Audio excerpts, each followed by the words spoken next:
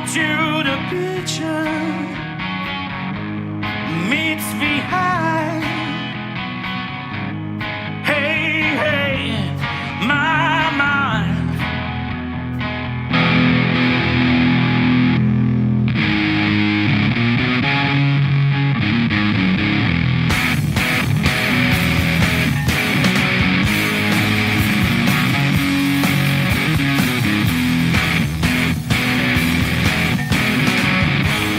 Out to the blue, into the blind.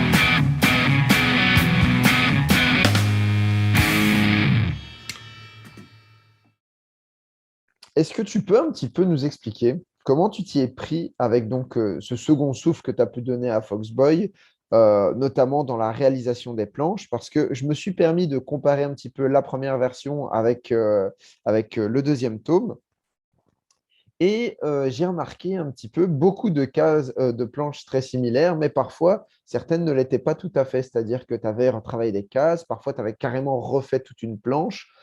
Est-ce que finalement, comme tu m'avais déjà confié que le dessin était une bagarre, est-ce que tu as dû te bagarrer pour cette refonte du personnage? Alors, quand je dis que le dessin est une bagarre, c'est-à-dire que je me sens d'abord investi d'une mission de raconter. J'ai envie de raconter des histoires et j'utilise le dessin comme véhicule pour raconter des histoires. D'accord. Je connais pas mal de gens il y a un peu deux familles de dessinateurs pour moi. Il y a ceux qui aiment le dessin, qui savent dessiner, pour qui c'est un plaisir, mais qui n'ont pas forcément beaucoup d'idées. C'est un peu comme s'ils étaient nés à l'intérieur d'une Porsche ou d'une Formule 1, mais ils n'avaient pas forcément des envies de voyage particulières. Et d'autres ont des envies de voyage, mais ils ont juste un vélo, une trottinette ou leur mollet. Et moi, je suis D'accord. plutôt de la deuxième catégorie. J'ai toujours eu envie de raconter des histoires, de dessiner. J'ai des idées, des images, des plans. Donc, je comprends les gens comme Patrice Lecomte qui ont commencé par la BD puis qui ont fait du cinéma parce que c'est avant l'envie de raconter quelque chose qui est le moteur, en fait, dans leur vie. Et moi, le dessin, je le travaille, je continue de me bagarrer avec. J'ai pas vraiment appris le dessin dans le sens où j'ai pas été à l'école, j'ai pas été aux Beaux-Arts, j'ai pas pris de cours. Mhm. Euh, et donc, je dois toujours composer avec ce muscle un peu mou qu'est le dessin et que je dois continuellement exercer. Et quand j'ai eu l'occasion de repartir avec mes albums sous le bras pour recréer quelque part, réaménager ma petite famille, mais dans une autre maison qui s'appellerait Comics Initiative, donc ramener les anciens tomes, Mhm. c'était l'occasion inespérée de pouvoir enfin les terminer.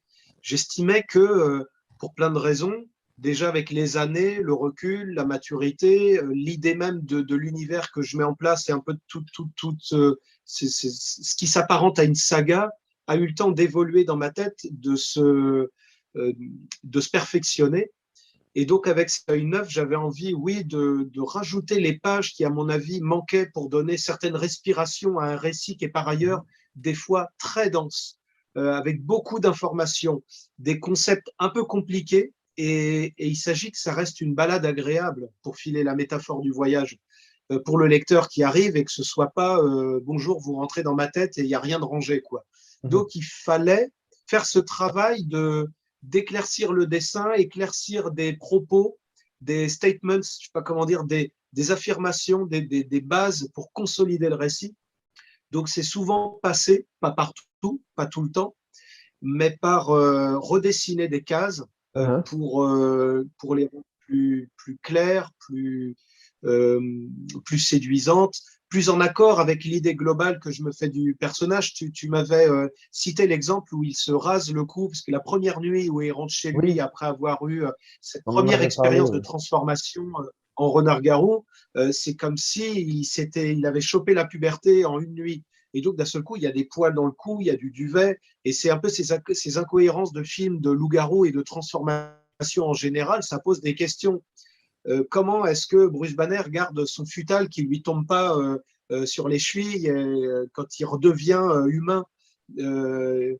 Pourquoi est-ce que les poils de loup-garou, ok, ils sont sortis quand ils se transforment, est-ce qu'après ils tombent, est-ce qu'ils rentrent dans le trou? Enfin, c'est déjà dur de rentrer le dentifrice dans le tube quand on en a sorti trop. Alors, Ouais, des poils de barbe, des poils de bon loup-garou. exemple. Donc, voilà. Donc, tous ces trucs-là méritaient, ça c'est un peu anecdotique, mais méritaient d'être un peu affinés à l'occasion d'une nouvelle version et qui est plutôt la bonne version, le Director's Cut, mais plus globalement dans l'histoire avec des concepts de, non pas d'univers parallèle, mais d'univers imbriqués les uns dans les autres.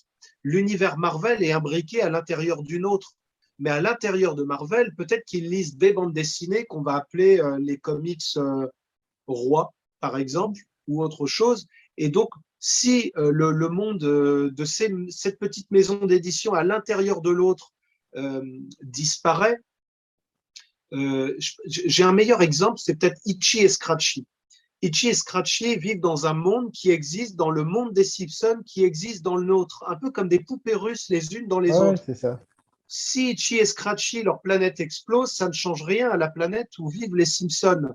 Mais si la planète des Simpsons explose, le monde d'Itchy et Scratchy, s'ils existent dans une dimension parallèle, alors qu'ils ont été inventés par des dieux qui existent dans le monde des Simpsons, eux aussi arrêtent de vivre. Mais ça ne change rien au nôtre, parce que nous avons Matt Groening qui a créé les Simpsons. Et dans le monde des Simpsons, des producteurs, par le biais de Matt Groening, ont créé Itchy et Scratchy. Ben moi, j'ai ça avec le monde du royaume à l'intérieur de Foxboy qui est à l'intérieur d'une autre. Et mon jeu est dans l'interaction entre ces mondes-là et la prise de conscience des personnages qu'ils peuvent échapper à l'assignation de leur corps, de leur rôle, de leur pouvoir, de ce que leur donnent des scénaristes démiurges.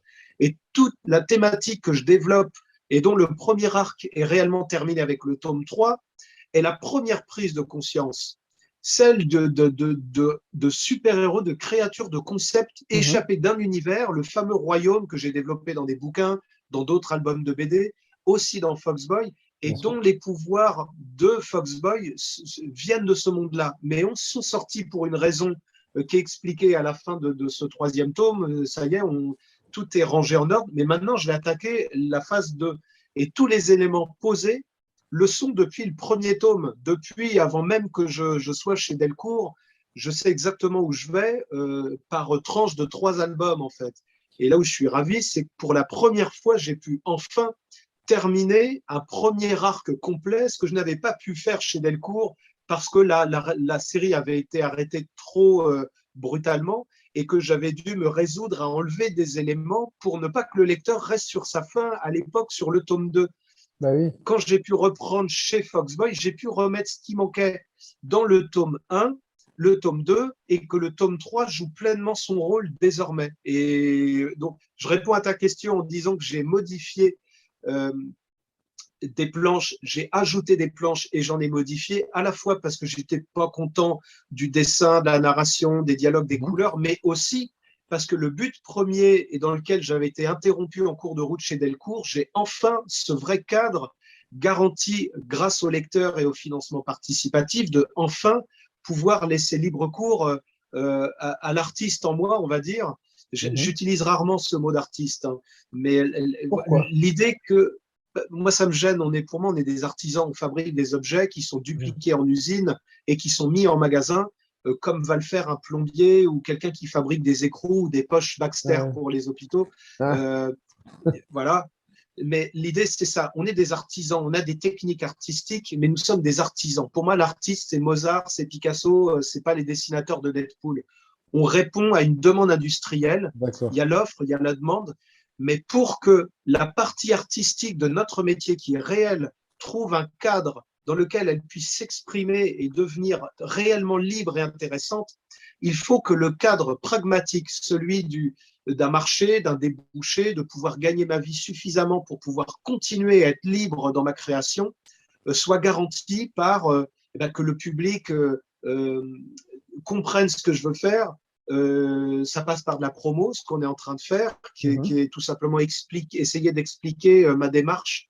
Et Mhm. donc, ça passe par des relais comme toi.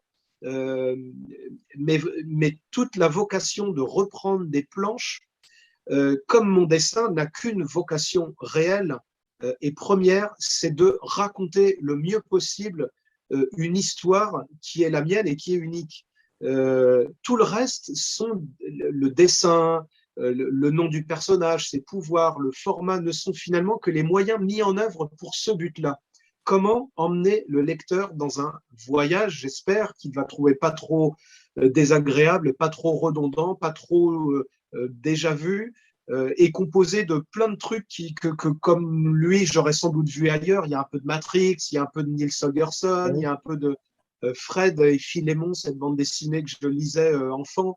Calvin et Hobbes aussi, Il y pour a les du rêves de Calvin et Paul. Hobbes. Ben, voilà, il y a un univers imbriqué dans Calvin et Hobbes. Il vit dans sa tête, dans le monde où il y a Spiff, le spationaute, où il y a des dinosaures, où il y a l'infiniment petit, où il se retrouve réduit à un monde où tout est en rayon X et il voit tout en travers. Donc, Calvin et Hobbes, c'est une incroyable. Tu tombes pile parce que c'est vraiment.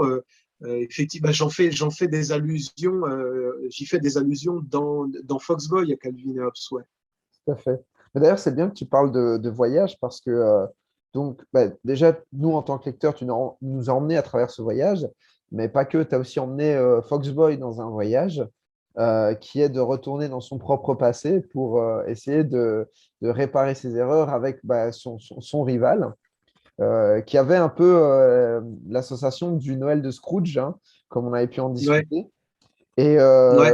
Et je m'étais dit, mais est-ce qu'au final, c'était réellement. Bonjour? Il y a ma nièce et mon fils qui font un petit coco. Dites Eh bonjour, bien, vous passez bonjour. sur YouTube. Dites bonjour. Dites vive la Belgique. Vive la Belgique! Voilà, Vive la c'est bon. France! Allez, hop, Enfin, vive Rennes! Vive allez, Rennes! hop, ferme la porte. Saleté de gosse. Non, adoptez Excellent. mes mômes. Adoptez-les. Ouais, j'en ai Oui, déjà alors, deux. moi aussi, c'est pas grave. Donc Je suis voilà. pas jaloux. Tu peux les prendre. Qu'est-ce que tu me disais? Donc je disais, ce fameux Noël de Scrooge, Ah oui, est-ce que ouais. c'était prévu dans. Bah, tu y as répondu, mais je me disais, quand on lit le premier Foxboy de Delcourt, je ne m'étais pas douté que ça pouvait être prévu initialement, en fait. Et c'est que quand j'ai lu celui de la version Comics Initiative, je me suis dit, ah ouais, carrément, il a carrément été une autre idée, tout ça, carrément dans autre chose pour nous amener, nous raconter les origines de Foxboy avec une temporalité un petit peu plus déconstruite. Et finalement, tu m'as dit que avec un indice qui est présent dans le premier tome, ce n'était pas le cas, quoi. Oui, oui. Alors, on fait allusion à un voyage dans le temps, c'est-à-dire qu'à la fin du tome 1, donc celui-là qui est paru en 2020, il se passe un événement largement au-delà des compétences habituelles, du champ de compétences de mon petit renard-garou. Mhm. En clair, c'est comme si Thanos venait snapper dans un épisode de Daredevil. Il se dit, mais moi, d'habitude, j'affronte le Caïd ou je Ouais, l'équipe avec Elektra. pas des Euh, aliens. là, c'est plus mon job. Moi, j'ai pas signé ça sur comment dire, ce que j'allais faire dans mon contrat pour mon boulot. C'est pas du tout ça. Et à la fin, et dans le premier tome, en fait, je parle d'un événement qui se passe à un moment où Foxboy vient d'avoir ses pouvoirs, mais n'a pas encore son costume. Ce qui est un peu une espèce de Year One ou Night Tout à One. fait, oui. La première nuit de Foxboy, effectivement, euh, il rentre, ça s'appelle Terreur verte, et il rentre dans une usine. Effectivement, le petit Foxboy est en tout petit ici, à une fenêtre. Donc à ce moment-là, c'est l'épisode où il n'a pas encore son costume orange, il est habillé avec un sac Leclerc sur la tête, qu'on voit là comme ça. Et en fait, il rentre dans une usine la nuit, il y a une espèce de créature transgénique OGM, une sorte de créature des marais Varek. que je me suis faite. Et effectivement, il voit une lumière à l'intérieur de l'usine qui sert à le guider pour retrouver la créature à travers laquelle il est à la poursuite. Et à la fin de ce même tome, il y a une autre aventure qui va faire qu'il va commencer un voyage dans le passé pour réparer ce danger au temps présent qui est un danger d'échelle vraiment gigantesque, ce danger à l'échelle Thanos. Et pour voyager dans le passé, il va devoir changer la fin de cet épisode-là où il s'est foiré, en fait. Il n'a pas réussi à corriger les choses et les conséquences sont immense. C'est un peu comme le fameux battement d'aile du papillon de Konrad Lorenz qui est censé provoquer une tempête quelques mois plus tard au Brésil, à l'autre bout du monde. Donc, un petit événement, un petit grain de sable peut avoir des conséquences théoriquement, en théorie, je dis bien, gigantesques et infinies. Le fait, par exemple, que Poutine soit pas mort tout petit à 2 ans change le cours de l'histoire. Mais peut-être qu'il y aura eu un autre type, si c'est possible, encore pire encore. Enfin, voilà, c'est ce genre de raisonnement un peu étrange. Et effectivement, cette histoire-là, là, dont j'ai montré quelques pages, est une des toutes premières que j'avais faites avant même qu'il y ait Delcourt. C'était fait D'accord. en 2011, je crois, cette histoire-là. 2011, donc il y a 11 ans.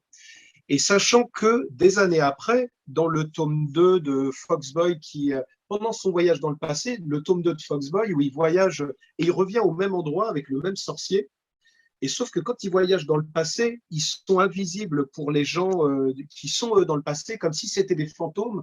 Et là, on est comme dans le roman le Christmas Carol de Charles Dickens, donc le conte de Noël, hein, je crois que ça s'appelle, le Noël de Scrooge. Mhm.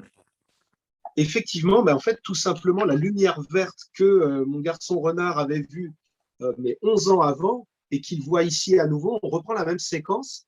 C'est tout simplement la lumière. Il n'y a aucune autre lumière que celle des fantômes du futur qui vont venir dans le passé. Donc déjà, il y a 11 Ah, ans, il voyait la lumière de lui-même en visite de ce que je ne dessinerai que 11 ans après. Donc ça donne un d'accord. peu une idée de, De effectivement, boucle temporelle, un peu comme ça. bah oui, comme si Robert Zemeckis avait déjà en tête des séquences du deuxième passage de Marty McFly Et du doc? et du Doc euh, au moment où il réalisait le premier Retour vers le futur.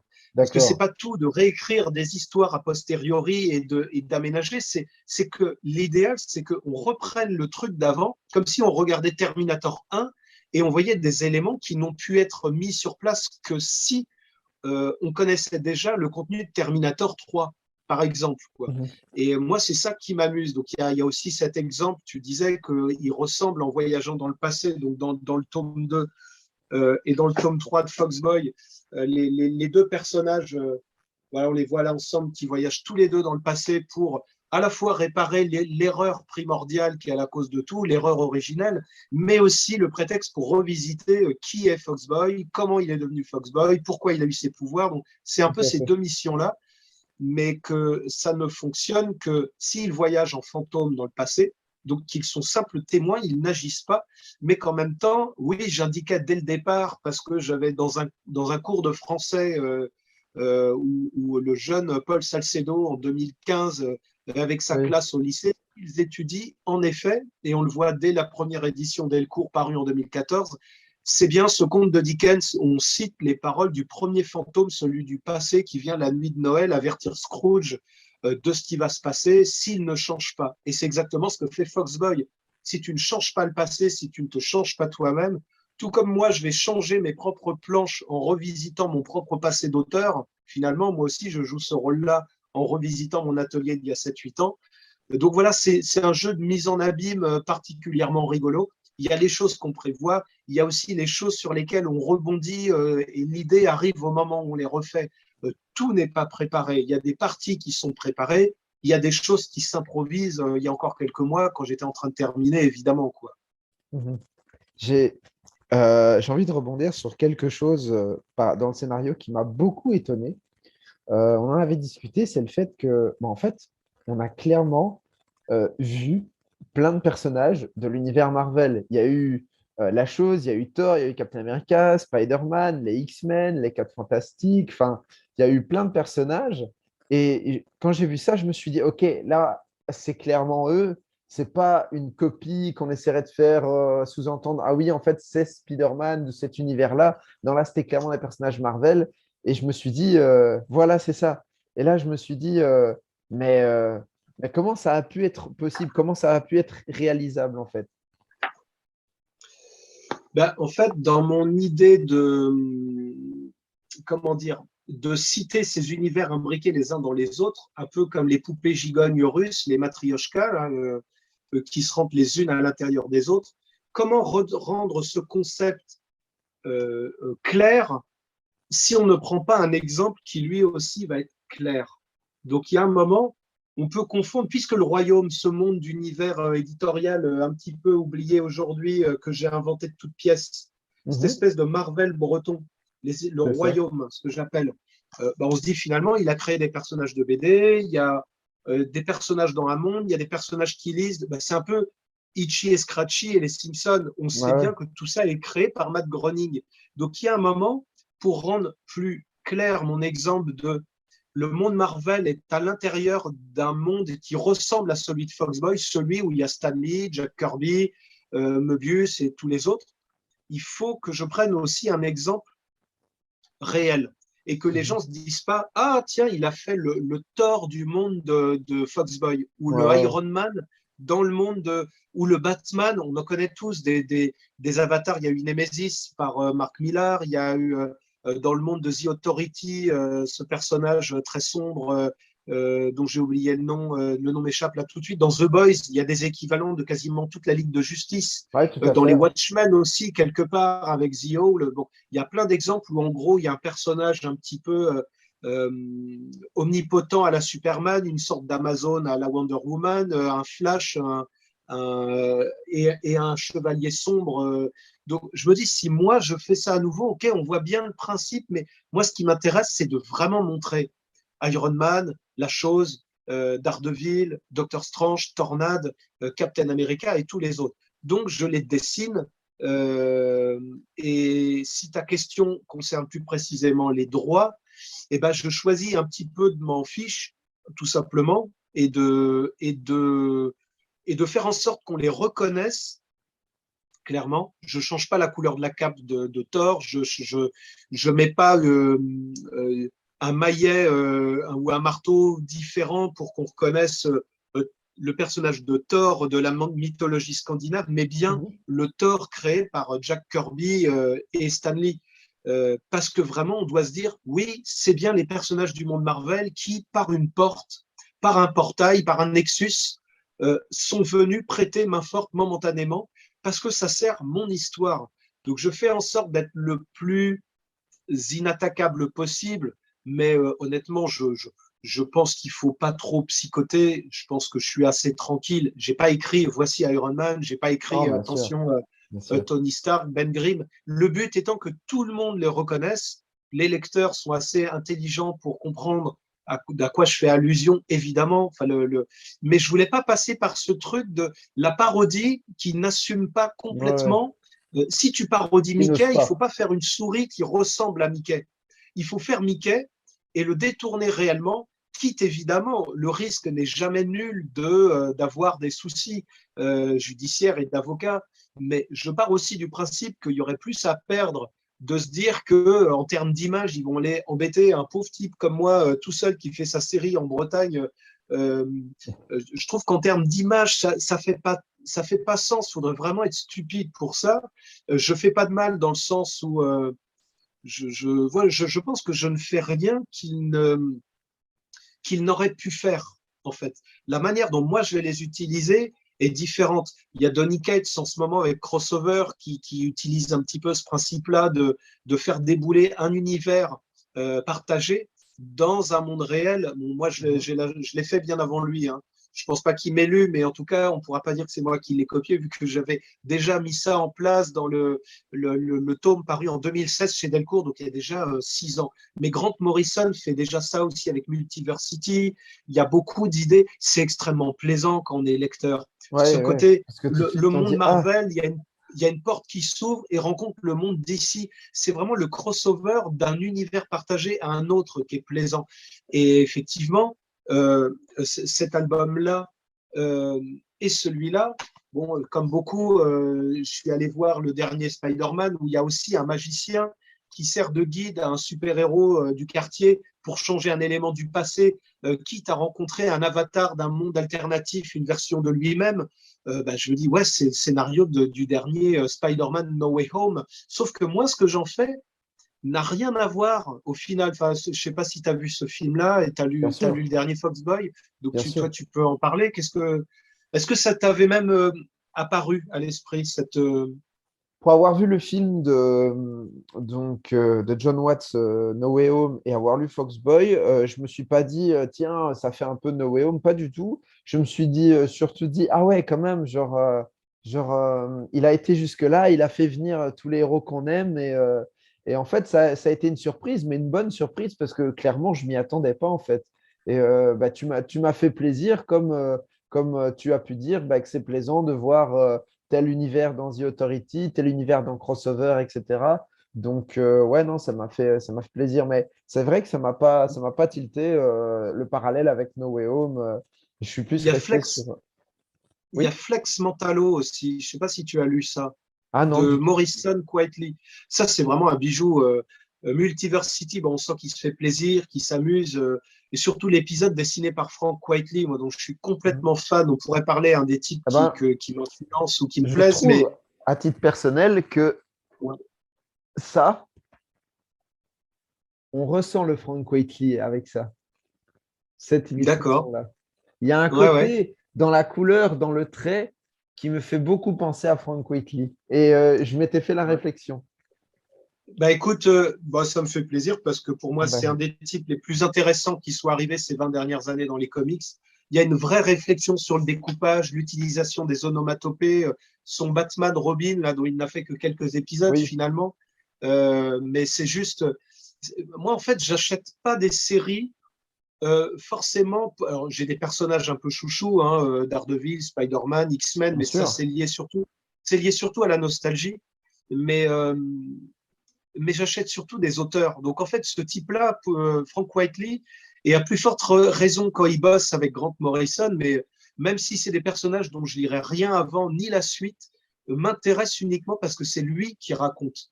Je fais partie de ceux qui pensent que le narrateur est plus important que l'histoire qu'il raconte. Donc en clair, pour moi, le dessin est plus important que l'histoire en tant que telle. Une mauvaise Mhm. histoire ou pas très intéressante peut être sauvée par un narrateur exceptionnel, tandis que un excellent scénario pourra être totalement ruiné si le type qui dessine n'a aucune idée d'où planter la caméra, raconter. C'est-à-dire que avoir un excellent roman, mais confier un mauvais réalisateur sans budget et des mauvais acteurs, ça fera une bouse au cinéma. Ouais, tout Et à pour fait. Ouais. moi, la partie graphique de la bande dessinée, pour peu que le scénariste se cantonne réellement à écrire l'histoire, les dialogues et d'écrire et non pas faire le découpage à la Alan Moore, hein, parce que là, c'est encore un cas un peu différent.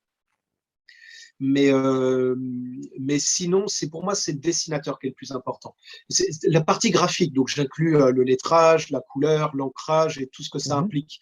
Et donc, quand c'est Frank Whiteley, même un scénario un peu moyen comme Jupiter's Legacy, par exemple, qui est intéressant à lire, mais bon, une fois qu'on a lu quelques Mark Millar, on se rend compte que ça révolutionne pas franchement le truc. Non, Tandis que malheureusement. du Grant Morrison, il y a le We Three ou quelques autres trucs qu'ils ont pu faire ensemble. Euh, clairement, ça fait quelque chose d'assez génial. Et donc, oui, je revendique là pour cette image-là que tu montres, forcément par le côté des traits extrêmement fins, quelque chose Mhm. d'extrêmement Tout à réaliste dans fait. le dessin. Et surtout que c'est en fait l'amorce de ce qu'on voit déjà que les 3 premiers C'est tomes, je ça, oui. commence à former une frise qui devra composer, quand elle sera terminée, l'entièreté de ce dessin avec le visage entier qui tire le costume et qui est prévu pour être découpé en 10 tomes, tu vois. Donc ce choix-là, oui, je le revendique assez, ouais. Donc, techniquement, là, on a une exclusivité, c'est qu'il y aura 10 tomes. Bon, bah, en fait, c'est un peu comme Hergé, là, c'est mon côté belge, Ouais, franco-belge en tout cas, ouais, qui ouais. reprend le dessus. C'est mon bébé dans le sens où tant que je pourrais, si je peux faire 15 tomes, j'en ferai 15. Ouais. Si je meurs à 8, j'espère que vous m'en voudrez pas trop, vous irez cracher sur ma tombe de n'avoir fait que 8 tomes. Mais l'idée, Non, non. clairement, c'est d'aller loin dans la série parce qu'il y a plein de trucs à raconter à coup de diptyques. Peut-être des arcs en 2 tomes, en 3 tomes, peut-être peut-être des trucs qui se tiennent en un tome complet. Là, je vais faire un spin-off de Fox et Paul qui sont euh, dans l'univers de Foxboy, qui sont c'est un peu ces animaux spirituels en fait.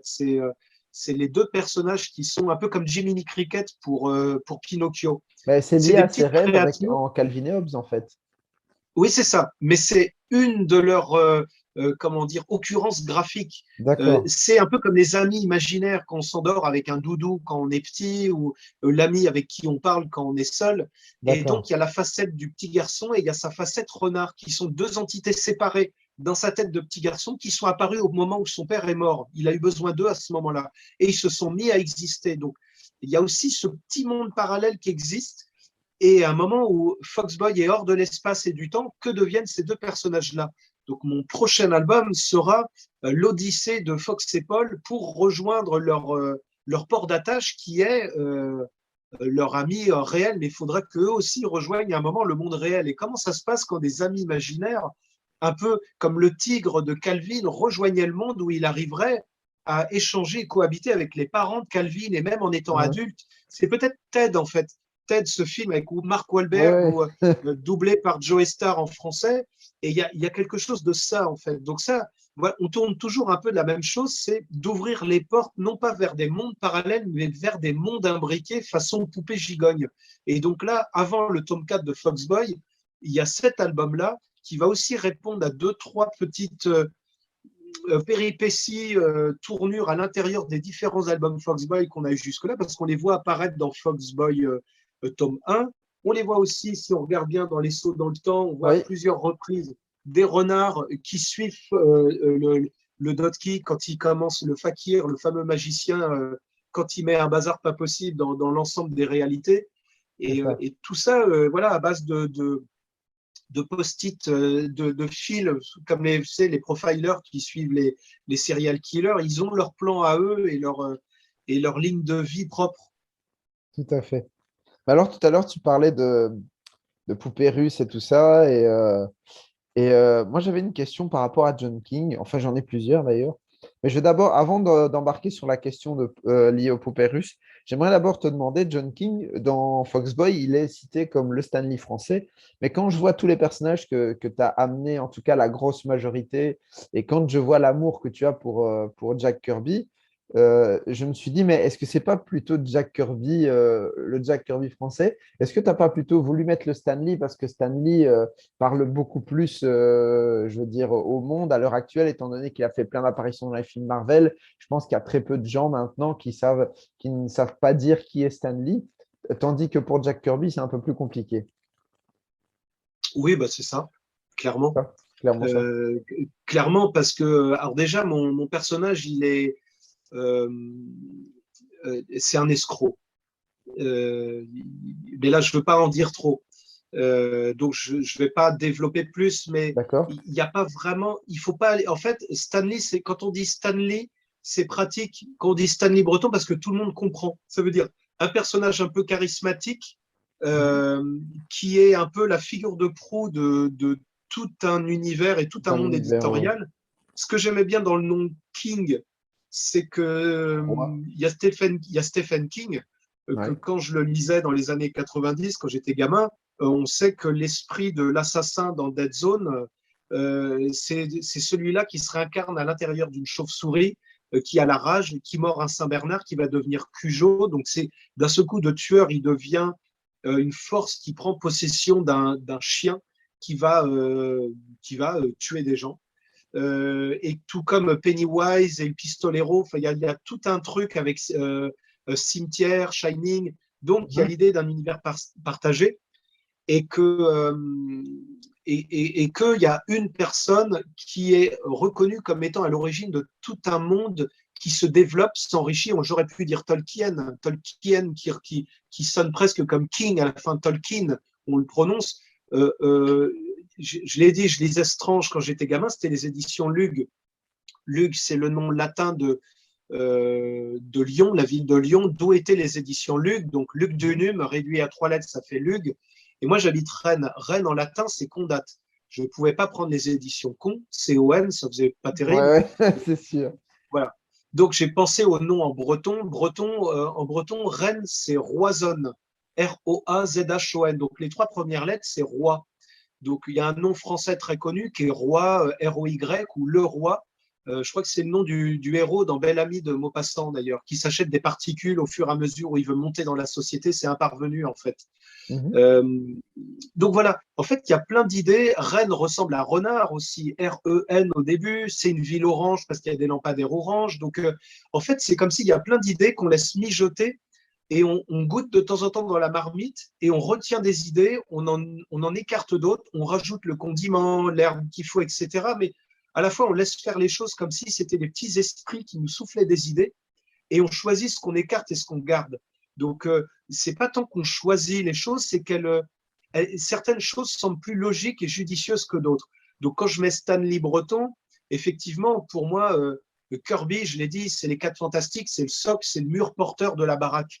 Mais s'il n'y a pas du ciment, s'il n'y a pas de l'huile pour faire tourner les portes et bouger les charnières, ben, Stanley, c'est ça. Et il suffit pas d'un mur. Jack Kirby tout seul n'aurait pas été loin. Il fallait le génie d'un escroc ou un escroc génial pour que ça marche. Et Stanley avait ce tour de force d'être à la fois un présentateur, un homme de pub, le scénariste, celui qui se faisait faire et faisait semblant d'analyser, de dire ce qu'il avait pensé lui-même alors qu'il improvisait. Je suis persuadé que Kevin Feige de Marvel Studios improvise au fur et à mesure un paquet de trucs, y compris dans les derniers Avengers. C'est évident qu'il improvise plein de trucs, mais il fait semblant pour faire balader les fans. Ils les laissent eux-mêmes trouver des easter eggs qui disent tiens, c'est marrant, je vais exploiter ce que les mecs ont trouvé, je vais faire semblant qu'on avait tout pensé, parce que d'un seul coup, ça devient une chasse aux œufs passionnante et ils sont hyper contents d'avoir trouvé des trucs, mais ils les ont pas trouvés. Je suis sûr que très souvent, les fans ont inventé des choses que Marvel utilise en disant que c'est bien. Oui, vous avez bien trouvé des œufs de Pâques, mais non, en fait, ils les ont vus, ils les ont. En les voyant, ils les trouvent. Tout comme on voit une forme dans les nuages, on voit une forme, on voit un dragon. Est-ce qu'on a inventé ce dragon ou est-ce qu'on l'a juste vu? Un autre verra un nounours ou un rhinocéros. Vous voyez un dragon. Si vous voyez un dragon, c'est que vous l'avez inventé, mais pourtant, ce n'est pas vous qui avez dessiné le nuage. Et c'est ça qui m'intéresse. À partir de quand on est le créateur parce qu'on a vu quelque chose, dans ce cas-là, les fans de Marvel sont les créateurs parce que je suis persuadé qu'on leur vole des idées qui sont sur les forums, les théories quelconques, et qu'on en utilise certaines et on les peaufine, on leur donne une forme concrète. Et en leur donnant une forme, on met un tampon copyright Marvel dessus, mais quelque part, je suis persuadé qu'il y a un paquet d'idées qui viennent réellement des fans. Donc, ça pose la question de la création et donc du nuage. Qui voit le dragon? Qui l'a inventé? Des fois, je vois un truc dans un dessin qui n'est pas ce que le dessinateur a voulu faire, mais qui me donne, moi, une idée que j'exploite. Alors, si je montrais les deux, certains concluraient « Ah, mais il a copié », d'autres diraient « Bah non, parce qu'il est parti de ça pour faire ça ». Et on ne crée jamais complètement à partir de rien, que ce soit en inspiration, etc. Ouais, Et on ne redonne jamais exactement la même recette que celle qu'on a vue sur Marmiton. Normalement, on improvise, on rajoute des choses. Donc ça, c'est quelque chose qui est intéressant. Depuis Superman, qui lui-même vient de Moïse ou du Golem, on sait très bien que tout est un empilement de choses. Le grand talent des Américains étant d'avoir des avocats pour clôturer le champ autour et dire qu'à un moment, bah Moon Knight, non, c'est pas du Batman de Marvel parce qu'il est en blanc, donc ça n'a rien à voir. Et puis il a 3 personnalités. Et on rajoute 4 décades de création derrière. Et effectivement, Moon Knight n'a aujourd'hui plus rien à voir avec Batman. Mais à la base, on a pris le jeune Bill Sienkiewicz, qui était lui-même un clone de Neil Adams. Et puis, souvent, il y a eu des cases de Moon Knight qui étaient des plagiats par le dessinateur Keith Pollard et qui quasiment décalquaient des cases de Neil Adams, etc. Mais au départ, je crois que chaque création est quasiment un décalque de une ou deux autres précédentes, tout le génie étant petit à petit au fil du temps et des apports successifs des différents auteurs, en enlevant les mauvaises idées, en gardant que les bonnes, on a une formule qui s'affine, qui se détache du modèle original. Ben, ça s'appelle la vie, parce que quand on est petit, on nous dit tu ressembles à ton père, tu as les cheveux de ta mère, tu as les yeux de ta grand-mère, mais plus on grandit, plus on est nous-mêmes et moins on entend ça. Et tous les gens qui nous connaissent ne savent rien de nos origines, juste ils nous reconnaissent nous comme des individus à part entière. Et j'aime bien penser que faire de la création, au sens artistique, etc., est magique dans le sens où ça se rapproche de la création, de la vie en tant que telle. On prend 2 êtres, et on en crée une troisième qui est le mélange des deux, mais qui au fil du temps devient complètement lui-même. et n'est plus rattaché continuellement à son origine. Et ça, c'est un truc fascinant. Donc, dans le fond comme dans la forme, moi, j'en ai parfaitement conscience. Et ça m'amuse de me raccrocher aux branches pour réutiliser des choses posées là. Il y a aussi des choses que j'ai abandonnées en cours de route ou que j'ai oubliées, que j'ai peut-être retrouvées et me dire, ah, génial, c'est le moment de reprendre ce truc-là qui était dans un tome avant. Et des fois, c'est de l'ordre de l'inconscient ou une idée que j'ai oubliée ou dont l'intention première n'était pas la bonne. Mais c'est là où développer un petit univers plutôt que repartir à zéro comme dans chaque one-shot qu'on fait généralement en franco-belge, c'est quand même vachement plus chouette d'embarquer les gens et au lieu de repartir à sa maison chaque soir, ben non, on campe à l'endroit d'où on a marché et on va repartir de cet endroit-là le lendemain matin. Donc, on va pouvoir aller plus loin que si on venait chaque soir à sa maison. On ferait des arcs de cercle autour de chez nous, au sud, à l'est, à l'ouest, au nord, mais à chaque fois, on reviendra au point zéro. Tandis qu'en repartant de Tom et William, j'ai amené le Royaume, j'ai amené Foxboy 1, je fais des raccords avec tel truc, petit à petit, il y a une toile qui se tisse. Et donc, évidemment, idéalement, les albums doivent être tous indépendants les uns des autres. Donc, c'est pour ça que je mets ces fameuses pages résumées au début qui s'apparentent un peu à des albums Panini. Je ne parle pas de ceux qu'édite Marvel, hein, je parle de Panini, des albums de foot et tout ça. Vraiment le côté autocollant avec les images manquantes, de pouvoir se dire, voilà, l'album doit être complet en tant que tel. Tout comme passer une soirée avec quelqu'un, on a un épisode de vie, on a un moment complet, on se marre, on boit des coups, il y a un moment on est malade, il y a une engueulade, c'est un moment complet. Mais si on aime bien la personne, on peut savoir ce qui s'est passé avant dans sa vie, après, ce qui est arrivé à un tel quand il a quitté la soirée, avec qui machin a fini la soirée, et il y en a, c'est comique, parce qu'il s'est passé un truc drôle, il y en a, c'est dramatique, parce qu'ils ont eu un accident de voiture et qu'ils sont morts, et l'histoire s'arrête là. Et ben ça, c'est la vie, en fait. Et si je peux essayer de retrouver tout ça, avoir des moments plus légers comme vont l'être Fox et Paul, ça va ressembler à une balade dans les montagnes russes si je fais bien mon boulot, avec des cassures graphiques continuelles, une sorte d'Indiana Jones mélangé aux Goonies. C'est vraiment un peu tout ça que j'ai envie de faire là-dedans. Tandis que dans les prochains Fox Boys, ça va vraiment être quelque chose de... où deux chemins vont clairement se distancer. Il va y avoir deux voies qui vont s'affirmer. Le côté méta de Foxboy, le côté Crisis, et le côté le justicier vigilant du quartier de Rennes, en fait. Le côté d'Ardeville, du pâté de maison. Donc vraiment, je pense vraiment à devoir trouver l'axe que je cherchais, tâtonner un peu, qui va me permettre d'y aller à plein et sans avoir la main sur le frein, quoi. If you're traveling in the North Country Fair, where the winds hit heavy on the borderline, remember me to the one who lives there.